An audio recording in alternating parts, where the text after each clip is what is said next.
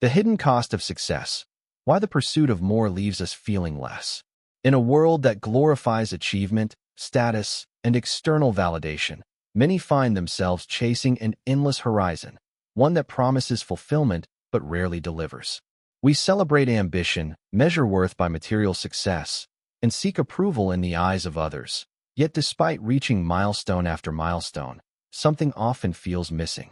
The pursuit of money, fame, and power can offer fleeting satisfaction, but it frequently leaves behind a deeper void, one filled with anxiety, disconnection, and a haunting sense of meaninglessness.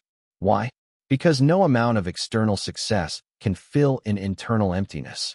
Carl Jung, the Swiss psychologist and a pioneer of modern psychology, observed this struggle long before the rise of social media and the pressures of the digital age.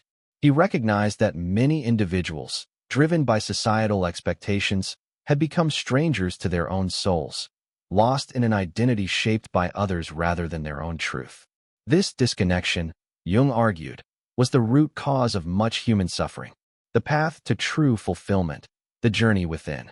Jung introduced a radical idea. Fulfillment doesn't come from external accomplishments, but from inner exploration. He called this process individuation, a deep and transformative journey where one integrates all aspects of the self, including the hidden, repressed, and forgotten parts of the psyche. Unlike the pursuit of status or material wealth, individuation isn't about accumulating more, but about discovering who we truly are beneath the masks we wear. This journey isn't easy. It demands courage, the willingness to face our fears, question the illusions we've built around our identity, and confront the parts of ourselves we often suppress. Jung identified key struggles along the way. The illusion of identity, the version of ourselves shaped by societal expectations versus our authentic self. The battle between persona and truth, the image we present to the world versus the reality of who we are. I will be asking few as we proceed. Kindly answer them in the comments section. The tension between inner peace and external distractions, the constant noise of the world that pulls us away from self-reflection. Today, in an age of relentless distractions and curated perfection, Jung's wisdom is more relevant than ever. The world encourages us to chase outward success, but rarely does it teach us how to cultivate inner fulfillment. The real question is, are we willing to turn inward? Are we ready to move beyond illusions and embark on the most important journey of all, the journey of self-discovery? The journey of individuation, finding true wholeness. Carl Jung believed that the greatest journey a person can take is not one that leads outward to wealth, fame, or recognition, but one that turns inward, the journey of individuation. This journey is not about becoming someone new, but about becoming fully ourselves, integrating every part of who we are, the celebrated and the suppressed, the light and the shadow. Individuation is the process of peeling away the layers of societal conditioning, self-doubt, and false identities to reveal the truth of our being. In a world that constantly urges us to chase perfection, approval, and external success, individuation teaches us a different lesson, that wholeness is greater than perfection. It is not about achieving an idealized version of ourselves, but about embracing our true nature, flaws and all. The rock in the ocean, a metaphor for self-realization. To understand individuation, picture a rock in the middle of the ocean. The waves crash against it, tides rise and fall, storms come and go. These waves represent the expectations, pressures, and judgments of the world, the demands to conform, to fit in, to be someone we are not. But the rock remains unmoved, not because it resists or fights, but because it is deeply rooted in its own nature. It does not seek approval from the waves, nor does it change its essence to accommodate them. This is the essence of individuation, to be so deeply anchored in our own truth that no storm, no criticism, rejection, or external pressure can shake the foundation of who we are. The illusion of perfection versus the power of wholeness. Jung emphasized that individuation is not about becoming perfect, but about becoming whole. Society conditions us to believe that our worth is tied to achievement, attractiveness, or social approval. We are taught to hide our imperfections, to present only the most polished version of ourselves. But this pursuit of flawlessness is an illusion. It leads not to peace, but to exhaustion. True fulfillment does not come from erasing our perceived flaws, but from embracing all aspects of ourselves, our strengths, our fears, our wounds, and our wisdom. When we stop trying to fit into external molds and instead honor our authentic self, we unlock a deep and unshakable peace. Individuation is not about changing who we are. It is about finally meeting ourselves as we truly are. It is the path to self-acceptance, self-trust, and the kind of freedom that can only come when we stop seeking permission to be ourselves. The question is, are we ready to embark on this journey? To stop searching outside for answers that can only be found within, to embrace both our light and our shadow, and finally step into the wholeness that has always been ours. The two stages of life in Jungian psychology, from success to self-realization. Carl Jung described life as a journey unfolding in two distinct stages, each with its own purpose and challenges. The first half of life is outward-focused, a time of building, achieving, and establishing a sense of identity in the world. The second half, however, is inward-focused, shifting from external success to inner fulfillment. Jung believed that understanding and embracing both stages is essential for living a complete and meaningful life. The first half of life, building the persona. In the first half of life, we are driven by ambition, responsibilities, and societal expectations. This is the stage where we pursue education and develop skills, build a career and seek professional success, form relationships and create a family or community, establish a personal identity based on roles we play in society. Success in this phase is often measured by achievement and recognition, how well we fit into predefined roles as professionals, parents, or contributors to the social order. Many people believe that reaching these milestones will bring lasting fulfillment, but Jung recognized that external accomplishments alone cannot nourish the soul. Even amid the rush of life, Jung emphasized the importance of staying connected to something deeper, a rhythm of existence beyond deadlines and responsibilities. He admired simple, grounding practices like chopping wood, tending a fire, or drawing water, not as mere chores but as reminders of life's deeper essence. In a world obsessed with productivity, these small acts reconnect us to nature, stillness, and presence. The second half of life, the shift inward. At some point, often in midlife, the external pursuits begin to lose their grip and deeper questions arise.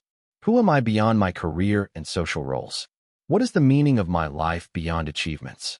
Have I lived according to my own truth or merely followed a script?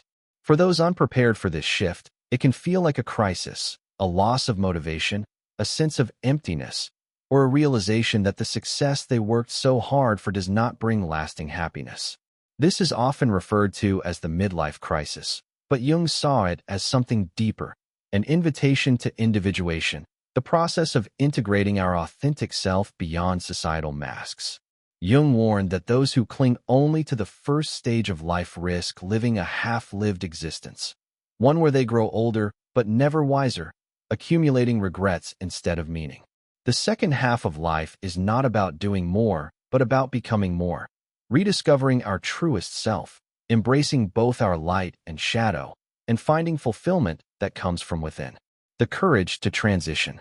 Many resist this transition, fearing the unknown.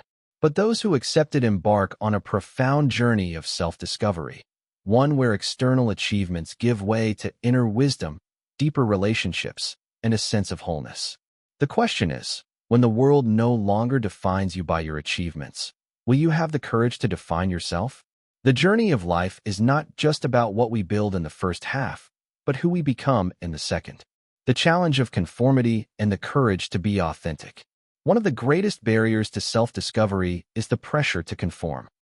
From childhood, we are taught that acceptance comes from fitting in, following the rules, and avoiding anything that might make us stand out too much. Society provides a script for life: get the right job, follow traditions, believe what you are told, and rewards those who comply. The unspoken message is clear: belonging comes at the cost of authenticity. But what happens when the life we build is not truly our own? The price of conformity is steep. We trade our uniqueness for approval, our curiosity for certainty, our truth for comfort. In doing so, we risk losing ourselves, the restlessness of the soul. Yet, even as we blend into the crowd, many feel an unshakable restlessness, a quiet but persistent whisper that something is missing. Life feels like it is happening on the surface, while something deeper within us longs to be acknowledged. Jung described this as the soul's longing for wholeness, the desire to break free from imposed identities and step into our true nature. When we ignore this inner voice for too long, a strange paradox emerges. We surround ourselves with people, yet feel profoundly alone. We achieve success by society's standards, yet feel unfulfilled. We follow the expected path, yet sense we are not truly living. This is loneliness in a crowd, a state where we are physically present but spiritually absent. We follow the same trends, seek the same validation, and check every box on the list of what life is supposed to be, yet inside, we feel disconnected. The courage to break free. True transformation requires courage, the courage to step away from what no longer serves us, to listen to the voice within even when it contradicts what the world expects. Jung reminds us that embracing our uniqueness is not an act of selfishness, but a necessity. The soul will not be silenced forever. Sooner or later, it demands to be heard. When we finally listen, when we dare to question, to explore, to step off the well-trodden path, we begin the journey toward true fulfillment. The question is, do we have the courage to be who we truly are? The dark night of the soul, a journey of soul searching and inner growth. There comes a time in life when the very foundations of our existence, our beliefs, our identity, our sense of purpose, begin to crumble. What once felt certain now feels hollow. The goals we pursued, the values we held, and even the roles we played no longer resonate. This is what spiritual traditions and Jungian psychology call the dark night of the soul, a period of deep inner turmoil that forces us to confront the truths we have long avoided. Though painful, Carl Jung saw these moments not as punishments, but as necessary catalysts for growth. Without hardship, we remain stagnant. Without struggle, we never awaken to our deeper self. Just as a seed must break open in darkness before it can sprout into the light, so too must the soul endure its own breaking before it can transform. The fear of facing ourselves. Yet, most people resist this journey. Instead of facing the emptiness within, they seek distractions. Endless work to stay busy. Entertainment to numb the mind. Shallow relationships to avoid deep connection. Constant external validation to mask inner doubt. But no amount of external noise can silence an unsettled soul. No distraction is strong enough to quiet the longing for meaning, the ache for something deeper. Jung warned that repressing this inner conflict only leads to greater suffering, manifesting as anxiety, depression, and an overwhelming sense of emptiness. What we refuse to face does not disappear. It grows in the shadows of our psyche, waiting for the moment we can no longer ignore it. The courage to walk through darkness. Few choose this path willingly, for it demands immense courage. To truly look within is to strip away illusions, to admit our fears, wounds, and limitations. It is to let go of false identities and stand face to face with our raw, unfiltered self. Ancient wisdom teaches that when meaning is lost, the soul withers before the body does. Many civilizations understood that spiritual decay, not physical decline, is what truly destroys a person. The modern world, however, offers few teachings on how to endure and transcend these moments of crisis. But for those who dare to walk this difficult road, the reward is profound, not fleeting happiness, but a deep, unshakable peace that comes not from external circumstances, but from within. The question is, will we resist the darkness, or will we allow it to be our greatest teacher? Jung's great adventure, the exploration of the unconscious. Carl Jung believed that the greatest adventure in life was not in conquering the external world, but in exploring the vast and mysterious landscape of the unconscious mind. Beneath the surface of everyday awareness lies an unseen realm, a hidden world filled with forgotten memories, suppressed emotions, and profound wisdom waiting to be uncovered. For Jung, true self-knowledge was not merely an intellectual pursuit. It required courage, curiosity, and a willingness to descend into the depths of the psyche, where the deepest truths of the soul reside. Dreams, the language of the soul. One of the most powerful ways the unconscious communicates with us is through dreams. While modern society often dismisses dreams as random or meaningless, Jung saw them as the voice of the soul, offering symbols and messages that reveal what our conscious mind ignores. A recurring dream that haunts us, a mysterious figure that appears in the night, a moment of deep emotion that lingers upon waking. All of these are signals from within, guiding us toward greater understanding of ourselves. Jung taught that dreams provide clues to the hidden conflicts, unprocessed emotions, and forgotten aspects of our psyche, urging us toward wholeness. Active imagination, a gateway to the unconscious. Beyond dreams, Jung developed active imagination, a technique that allows one to consciously engage with the unconscious mind while awake. Through visualization, writing, and deep reflection, individuals can dialogue with inner figures, confront unresolved emotions, and integrate the neglected parts of their psyche. This practice is not mere fantasy. It is a structured method of self-discovery. By bringing hidden aspects of the unconscious into awareness, active imagination becomes a powerful tool for healing, transformation, and self-realization. Jung's personal descent, the birth of the Red Book. Jung did not merely theorize about the unconscious, he lived it. During a period of personal crisis, he embarked on an intense inner journey, confronting visions, emotions, and archetypal figures that emerged from his unconscious. He recorded this profound experience in the Red Book, a deeply personal, yet universally significant document filled with visions, dialogues, and insights that would shape his life's work. Through his struggles, Jung discovered a timeless truth. Within each of us lies an undiscovered world, waiting to be explored. The question is, will we have the courage to embark on this great adventure? The shadow, the first step in self-integration. Carl Jung believed that within every person lies a hidden self, the shadow. This is the part of us that contains the emotions, desires, and traits we have rejected or suppressed because they were deemed unacceptable by society, family, or even ourselves. But the shadow is not inherently evil. It is simply the unacknowledged, unclaimed parts of who we are, the raw, untamed energy of our true nature. Within it lie not only our fears, insecurities, and suppressed emotions, but also our greatest strengths, passions, and untapped creativity. The shadow as a guide, not an enemy. Many people view their shadow as something to fear, avoid, or suppress. They push away uncomfortable emotions, deny their flaws, and pretend their darker impulses don't exist. But Jung taught that the shadow is not meant to be fought. It is meant to be integrated.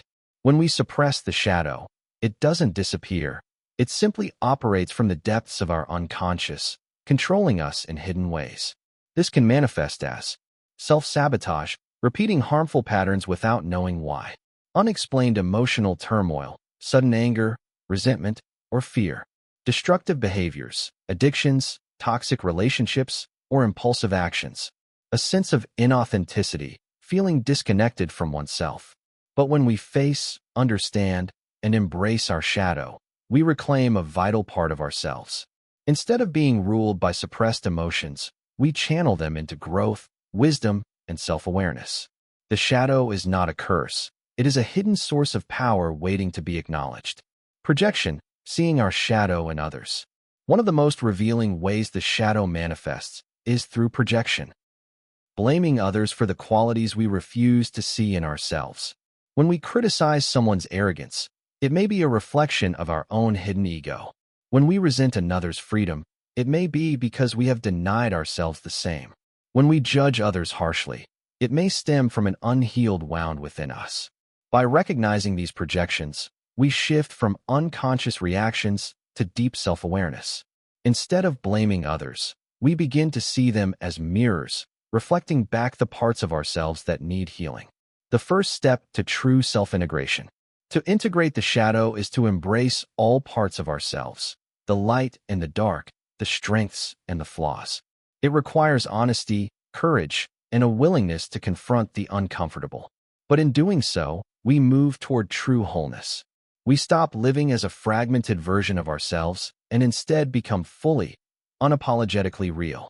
The question is, are we ready to stop running from our darkness and instead embrace it as part of our deepest self? The anima and animus, integrating the opposites within. Carl Jung believed that within each of us exists both masculine and feminine energies, regardless of gender. These opposing forces, the anima, feminine, in men and the animus, masculine, in women, are not just psychological traits, but profound inner archetypes that shape our relationships, creativity, and self-expression. True inner harmony is not found by rejecting one side, but by integrating both. When we embrace these aspects, we unlock a deeper sense of balance, wisdom, and wholeness. The anima, the feminine within the masculine.